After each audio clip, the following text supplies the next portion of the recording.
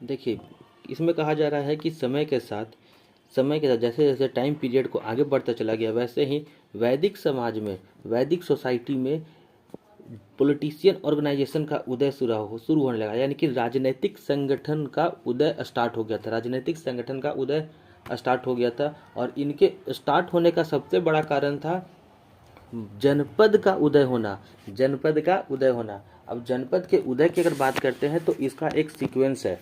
वैदिक सोसाइटी में सबसे पहले कुल हुआ करते थे। कुल, जब किसी एक परिवार की अगर बात करते हैं तो उसमें सबसे पहला कुल का नाम आता था। कुल यानी कि किसी एक परिवार की बात करते हैं और वहाँ के मुखिया को, कुल के मुखिया को, परिवार के मुखिया को कुलीप कहा जाता था। कुलप कहा जाता था। परिवार के मुखिया को कुलप कहा जाता था। कुलप के बाद ग्राम का विषय आया, यानी कि कई छोटे छोटे कुल, यानी कि छोटे छोटे परिवार का जो सदस्य था मिल करके उन्होंने ग्राम का कॉन्सेप्ट लेकर के आया, यानी कि उसके बाद ग्राम बना। कुल सबसे छोटी इकाई थी, उसके बाद की इकाई ग्राम बनी थी। ग्राम से मिलकर विश्व का उदय हुआ। कुछ ग्राम मिल करके आपस में विश्व का उदय किए। विश्व यानी कि जहाँ पर ग्रामों के कई 2 3 या 4 5 ग्रामों के समूह को विश्व कहा जाता था। जब कई विश्व आपस में मिले तो विश्व मिल करके विश्वों को जब मिलाया गया तो विश्वों को मिलाने के बाद जन का उदय हुआ। विश्वों को मिलाने के बाद जन का उदय हुआ और जब कई जन आपस में मिले तो वहाँ पर जनपद का उदय हुआ। वहाँ पर जनपद का उदय हुआ और कई जनपद जब आपस में मिले तो वहाँ पर महाजनपद का उदय हुआ था। महाजनपद का उदय हुआ था। ये एक शॉर्ट थ्योरी दी गई है कि किस तरह से जनपद काल में या वैदिक सभ्यता में अलग अलग सिस्टम का डेवलपमेंट हुआ था। कैसे कुल बने थे, कुल के बाद कुलूप, ग्राम, विश्व, जनपद और महाजनपद का उदय हुआ था। अगर इंग्लिश मीडियम के स्टूडेंट हो तो वहाँ के लिए सबसे पहले शुरू करते हैं कुल, जिसे साधारण भाषा में कुला या कुल कहा जाता था, इंग्लिश में कुल। उसके बाद ग्राम का उदय कॉन्सेप्ट आया था। ग्राम का उदय, जिसे ग्राम के जगह पर हम लोग विलेज कहते हैं, जिसमें वर्तमान में हम लोग या उस समय विलेज के नाम से जाना जाता था। उस समय विलेज के नाम से जाना जाता था। उसके बाद विलेज के बाद की अगर बात करते हैं तो उसके बाद विश्व का कॉन्सेप्ट आया था, विश्व, और जिसे उस समय में क्लैन कहा जाता था। क्लैन या क्लैन डिविएशन के नाम से जाना जाता था। कुल, ग्राम, विश्व और विश्व को क्लैन कहा जाता था। क्लैन के बाद जन, और जन को लगभग दोनों ही भाषा में लगभग समान रखा गया। हिंदी और इंग्लिश दोनों में जन का ही प्रयोग किया गया था और कई स्पेसिफिक जगहों पर ट्रिब्स का उपयोग भी दिखाया गया है। ट्रिब्स का उपयोग भी लिखा गया है। ट्रिब्स या जन के बाद जनपद और महाजनपद, इनका नाम बिल्कुल कॉमन मिला है सभी जगहों पर, यानी कि इसके जगह पर हम लोगों ने जनपद और महाजनपद के कॉन्सेप्ट को ही हम लोगों ने सेम रखा है, जो हिंदी और इंग्लिश दोनों नामों में बिल्कुल सेम आते हैं। तो फिर से एक बार देख लेते हैं। हिंदी में कुल, इंग्लिश में भी कुल। हिंदी में ग्राम, और ग्राम और विलेज इंग्लिश में हो गया।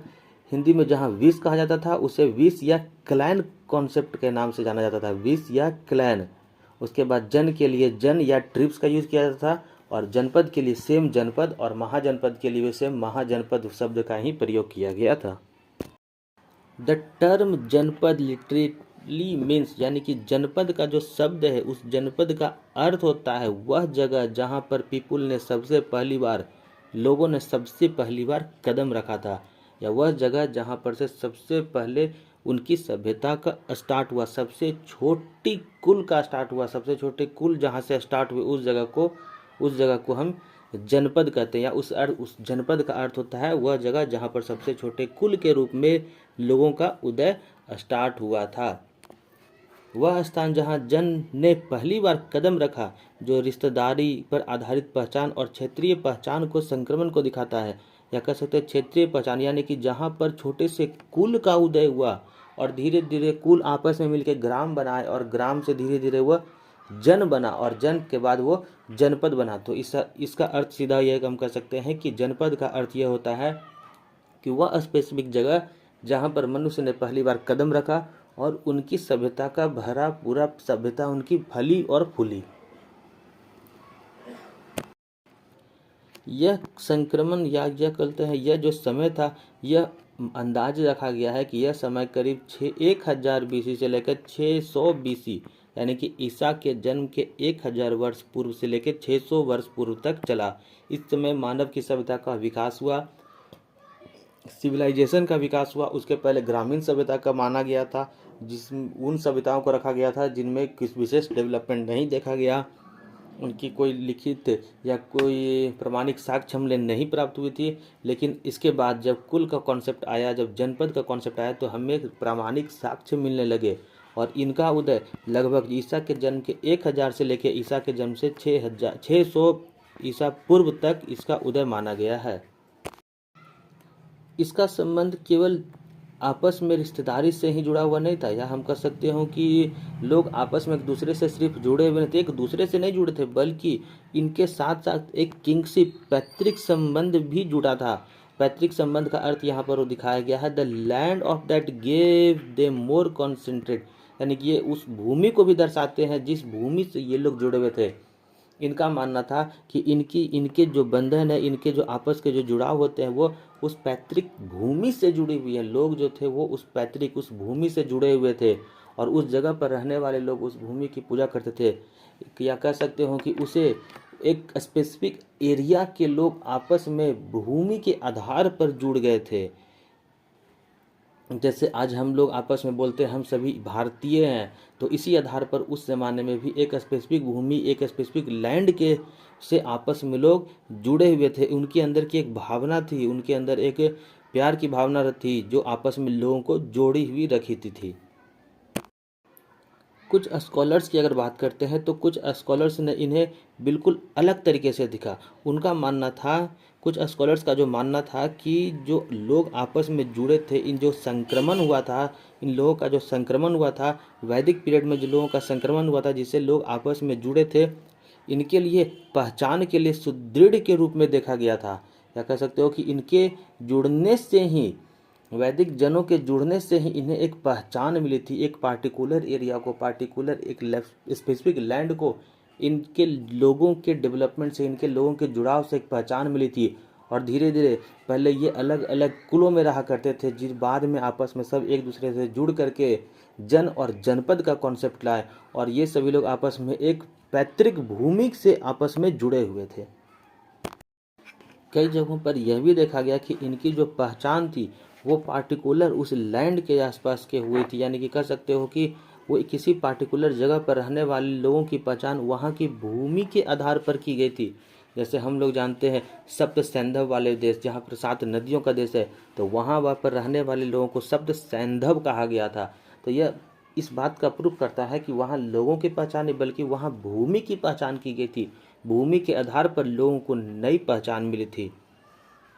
इतना ही नहीं, इस प्रकार भूमि, कृषि उत्पादन और व्यापारिक मार्गों पर भी नियंत्रण का अधिकार भी उन्हें मिला था।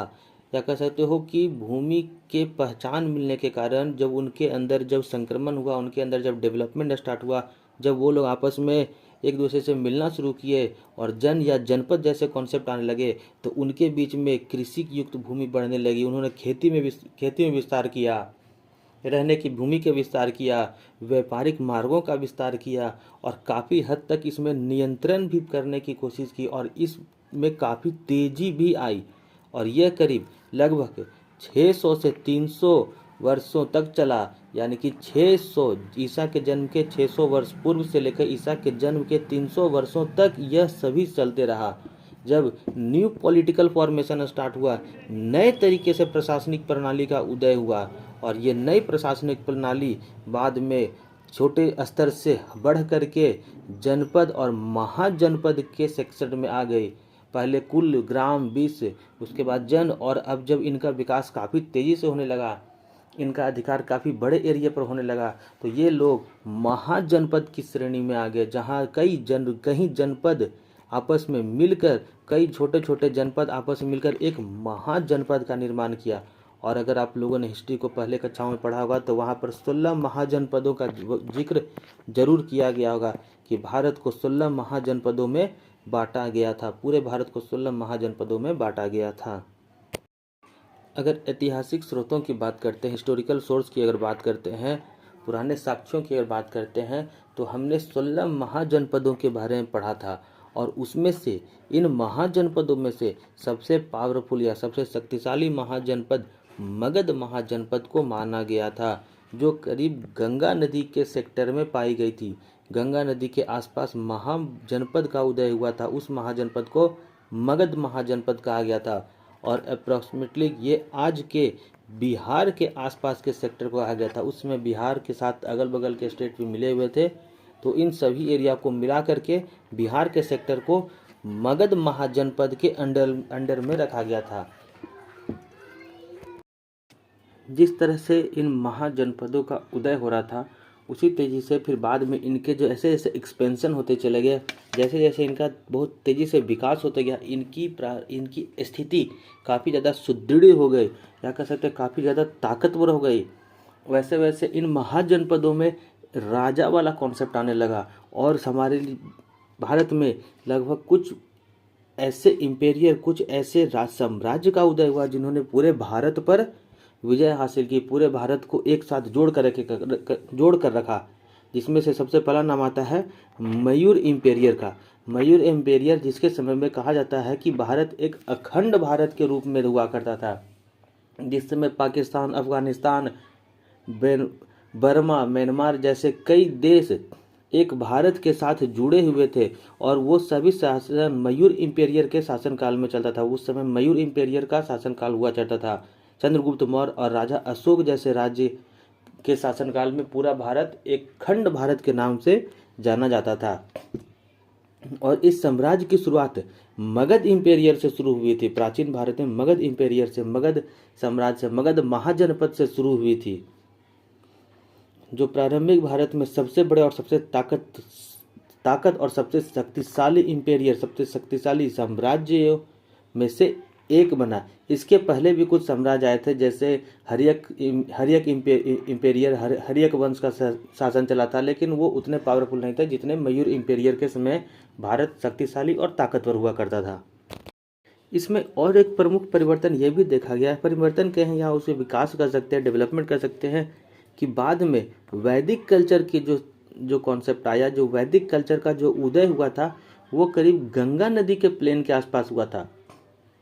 गंगा और यमुना नदी के सेक्टर में वैदिक कल्चर का डेवलपमेंट स्टार्ट हुआ था, वैदिक पीरियड के स्टार्ट हुआ था, जो वो गंगा नदी के था। और उसके पहले की अगर हम बात करते हैं तो उसके पहले इंडस वैली सिविलाइजेशन या हड़प्पा सिविलाइजेशन जो थी, वो इंडस रिवर और सरस्वती रिवर के पास हुई थी, जो गंगा से बिल्कुल दूसरी दिशा में थे। कह सकते हो कि पहले हमारी जो पहली सभ्यता बनी थी, पहली जो सिविलाइजेशन बना था, वो इंडस सिंधु रिवर के पास इंडस और सरस्वती रिवर सिविलाइजेशन के नाम से जाना जाता था। वो इंडस और सरस्वती रिवर के बीच में हुआ था। लेकिन बाद में जैसे जैसे इन पावरफुल इम्पेरियर का जन्म होना शुरू हो गया, इन महाजनपदों का कॉन्सेप्ट आने लगा, तो धीरे धीरे इनका मूवमेंट गंगा नदी के आसपास शुरू हो गया था। ये लोग गंगा नदी के पास सेटल होना शुरू कर गए, और इन गंगा नदी के पास रहने वाले लोग काफ़ी ज़्यादा पावरफुल हो चुके थे, और यही वैदिक कल्चर के टाइम की शुरुआत हुई थी। और ये शुरुआत जो थे, ये साक्ष्य बने हैं महत्वपूर्ण राजनीतिक, या कह सकते हो कि सामाजिक राजनीतिक परिवर्तन के साक्ष्य बने हैं। सोशियो पॉलिटिकल चेंज, और ये सोशियो पॉलिटिकल चेंज सबसे ज़्यादा मेजर इंडस और गंगा रिवर के तट पर देखा गया। जहाँ प्रारंभिक सभ्यता इंडस रिवर के पास हुई थी, वहीं उसके बाद की वैदिक सभ्यता या उत्तर वैदिक सभ्यता, पूर्व वैदिक सभ्यता का विकास गंगा नदी और यमुना नदी के तट पर हुआ था। इन विकासों में यह भी देखा गया है कि खेती का भी बहुत तेज़ी से उदय हुआ। खेती के नए नए साक्ष्य मिलने लगे, खेती के में काफ़ी ज़्यादा डेवलपमेंट स्टार्ट होने लगा था, नहरों के द्वारा सिंचाई की जाने लगी थी। उसके साथ साथ कई राजनीतिक इकाइयों का भी गठन होने लगा था, नए नए पॉलिटिकल लीडर्स बनने लगे, पॉलिटिकल इकाइयाँ बनने लगी, राजनीतिक इकाइयाँ बनने लगी, उनका भी उदय हुआ। और साथ ही साथ सामाजिक जो गठन था, सामाजिकता जो लोग थे, जो सोसाइटी बनी थी, वो भी काफ़ी ज़्यादा जटिल हो गई। सामाजिक संस्थानें जो थी, उनका भी विकास हुआ, और वो भी काफ़ी जटिल हो गए थे। और यह करीब ईसा के जन्म के 600 वर्ष पहले यह बातें देखी गई कि पहले वैदिक सभ्यता में जो पास्ट वैदिक सभ्यताएं थी या जो हड़प्पा सभ्यताएं थी, वहाँ पर जो सोसाइटी बनी थी वो ज़्यादा जटिल नहीं थी, लेकिन बाद में ईसा के जन्म के 600 वर्ष पूर्व के आसपास इन सोसाइटी में जैसे जैसे डेवलपमेंट शुरू हुआ, इनमें और ज़्यादा जटिलता, इसमें और ज़्यादा कॉम्प्लेक्स होते चले गए। However, this was also the time when the political landscape of the northern India, ये उस समय की बात की जा रही है जब द्वितीय नगरीकरण या कह सकते हो सेकेंड सिविलाइजेशन का दौर चला था। जब फर्स्ट सिविलाइजेशन हड़प्पा सभ्यता के बाद जब हमारी जो हड़प्पा सभ्यता पूरी तरह से खत्म हो गई थी और फिर से हम लोगों ने शहरी सभ्यता की तरफ धीरे धीरे उदय करना शुरू कर दिया था, राज्य शासन काल वाला साम्राज्य या साम्राज्य वाला कॉन्सेप्ट आने लगा था, राजा वाला कॉन्सेप्ट आने लगा था। ये उस समय की बात की जा रही है कि जहाँ लोगों ने कबीलाई ज़िंदगी को छोड़ दिया, सिविलाइजेशन वाली सिस्टम खत्म हो गए, हड़प्पा वाला कॉन्सेप्ट खत्म हो गया था। हड़प्पा सभ्यता या मोहनजोदाड़ो सभ्यता, इंडस सरस्वती रिवर सिविलाइजेशन, ये धीरे धीरे खत्म हो गए। नए तरीके से पॉलिटिकल ऑर्गेनाइजेशन का उदय हुआ, नए नए साम्राज्य बनने लगे, नए नए राजा बनने लगे और साथ ही साथ ये लोग आपस में क्या करते थे, मिल करके नए राज्यों का उदय करते थे, आपस में मिल करके नए राज्यों का उदय करते थे, अपनी ताकत को बढ़ाते थे, मोनार्कियल सिस्टम बनाते थे, राजा वाला कॉन्सेप्ट लाते थे। यहीं कुछ ऐसे स्टेट भी बने, कुछ ऐसे जगह भी बने जहाँ पर मोनार्कियल सिस्टम हुआ करता था, यानी कि वहाँ पर एक स्पेसिफिक जगह पर राजा वहाँ का प्रमुख हुआ करता था। और कुछ ऐसे स्टेट भी बने जहाँ लोगों के द्वारा सहसम्मति से बनाई जाती थी, गवर्नमेंट बनाए जाते थे और वह उन लोगों को जरूरत के अनुसार वहाँ पर शासन कराया जाता था। या कह सकते हो कि लोग रिपब्लिक स्टेट बनते थे, राजा को चुन करके किसी व्यक्ति को शासन करने की अनुमति दी जाती थी। यहाँ दो प्रकार का कॉन्सेप्ट दिया जा रहा है कि 600 ईस्वी पूर्व के आसपास में देखा गया है कि कुछ स्पेसिफिक एरिया पर जब पॉलिटिकल ऑर्गेनाइजेशन का उदय हुआ, राजनीतिक स्वतंत्रता, राजनीतिक संगठन का उदय हुआ, तो कुछ जगहों पर राजा वाला कॉन्सेप्ट था, कुछ जगहों पर स्टेट में राजा प्रमुख हुआ करते थे और कुछ जगहों पर राजा को गण और संघ की सहायता से बनाया जाता था, यानी कि वहाँ पर गवर्नमेंट जो थी वो जनता के सर्वसम्मति से बनती थी। जनता किसी एक व्यक्ति को राजा बनाते थे या उस जगह के गवर्नर के रूप में, उस जगह की देखभाल करने के रूप में वहाँ पर नियुक्त किया जाता था। मगध इंपेरियर में हमने देखा कि कुछ जगहों पर मोनार्की सिस्टम था, मोनार्चियल सिस्टम था, जहाँ एक राजा का कॉन्सेप्ट हुआ था। जैसे हमने हर्यक वंश को देखा या मयूर इंपेरियर को देखा, उसी तरह कुछ ऐसे जगह भी हुआ करते थे जैसे वैशाली और वज्जी। वहाँ पर जो राजा नहीं हुआ करते थे, वहाँ लोग खुद चुन करके किसी को ही रिप्रेजेंटेटिव के रूप में चुनते थे, जनता के द्वारा किसी व्यक्ति को चुना जाता था उस जगह पर शासन करने के लिए, उस जगह का देखभाल करने के लिए। तो इसके बाद यह भी देखा गया कि साउदर्न इंडिया में हमारे जो पॉलिटिकल ऑर्गेनाइजेशन, जो राजनीतिक संगठन का जो विकास हुआ, उसकी एक झलक साउदर्न इंडिया में भी देखी गई कि जब मयूर इंपेरियर खत्म हुआ, मयूरियन इंपेरियर, अशोक का शासनकाल जब खत्म हुआ था, चंद्रगुप्त, बिंदुसार और बिंदुसार के बाद अशोक, इन तीन प्रमुख राजाओं का जब शासनकाल खत्म हुआ तो मयूर इंपेरियर में उतनी ज़्यादा ताकत नहीं बची थी।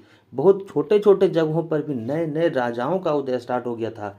इसी में से एक राजा का नाम दिया गया है सातवाहन वंश।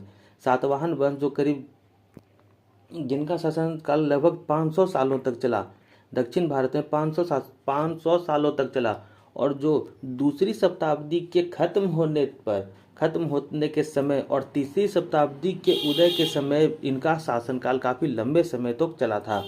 कहा जा रहा है further the south in the peninsular India, बोल रहा है ये जो सातवाहन वंश है इनका शासनकाल लगभग दक्षिण भारत में, पूरे दक्षिण भारत में दक्कन प्रदेश में इनका शासनकाल चला था सातवाहन वंश का, जो लगभग 500 सालों तक इनका शासनकाल चला था। इसके साथ साथ प्रायद्वीपीय भारत यानी कि और निचले हिस्से में, निचले भारत के हिस्से में कई और छोटे छोटे शासक भी आए थे, कई और छोटे छोटे शासकों का भी उदय हुआ था, जैसे चोल पांडे इनकी भी उदय हुई थी, जिसमें से चोल का शासन निचली कावेरी नदी के घाटी के आसपास हुआ था, निचली कावेरी नदी के घाटी के आसपास हुआ था। चोल का शासनकाल कावेरी नदी के घाटी पर हुआ था। पांड्य की बात करते हैं तो पांड्य का शासनकाल ताम्रपानी और वैगई नदी के आसपास, ध्यान दीजिएगा, ये काफ़ी इंपॉर्टेंट सेक्शन है। चोल की अगर बात करते हैं तो लोअर कावेरी रिवर वैली यानी कि कावेरी रिवर के वैली में, कावेरी रिवर के निचली घाटी में पांडे का जो उदय हुआ था, पांडे शासनकाल का, पांडे इंपेरियर का जो उदय हुआ था वह वैगई रिवर के ताम्रपर्णी में, वैगई रिवर के ताम्रपर्णी इस जगह पर हुआ था। वहीं केरलापुत्रम जगह पर या जिसे हम लोग केरल पुत्र के नाम से जानते हैं जी, आज केरल में चेरों के रूप से पहचाना जाता था, केरल में चेरों के रूप से पहचाना जाता था, चोल, पांडे और चेर। और ये चेर केरल में हुआ करते थे, जिन्हें केरला पुत्र कहा जाता था, केरला पुत्र कहा जाता था। और इनका भी उदय हुआ था केरल पुत्र में, केरल के आसपास में हुआ था। उसके बाद सतीय पुत्र एक कॉन्सेप्ट आया था, क्षत्रिय पुत्र इंपेरियर या क्षत्रिय पुत्र का शासनकाल चला था, क्षत्रिय पुत्र साम्राज्य का शासनकाल चला था, और जो करीब करीब तमिलनाडु के सेक्टर में हुआ था, तमिलनाडु के सेक्टर में इनका शासनकाल चला था। और ये सभी this political also the find the mention in the Ashok inscription. और इन सब के बारे में राज व्यवस्था का उल्लेख जो था वो अशोक के शिलालेखों में भी मिलता है। अब यहाँ पर यह बात नहीं कही जा सकती है कि इनका वर्णन अशोक के शिलालेख में कैसे मिला। कुछ इतिहासकार का मानना था कि जो अशोक ने जो शिलालेख बनवाए थे उनमें इन राजाओं ने समय समय पर उन शिलालेखों में कुछ कुछ फेरबदल किए और अपने नाम को भी उसमें अंकित करवा दिया था। यहाँ साउथ इंडिया के कुछ प्रमुख राजाओं के नाम दिए गए हैं जो हम लोग पहले पिछले कक्षाओं में पढ़ चुके हैं।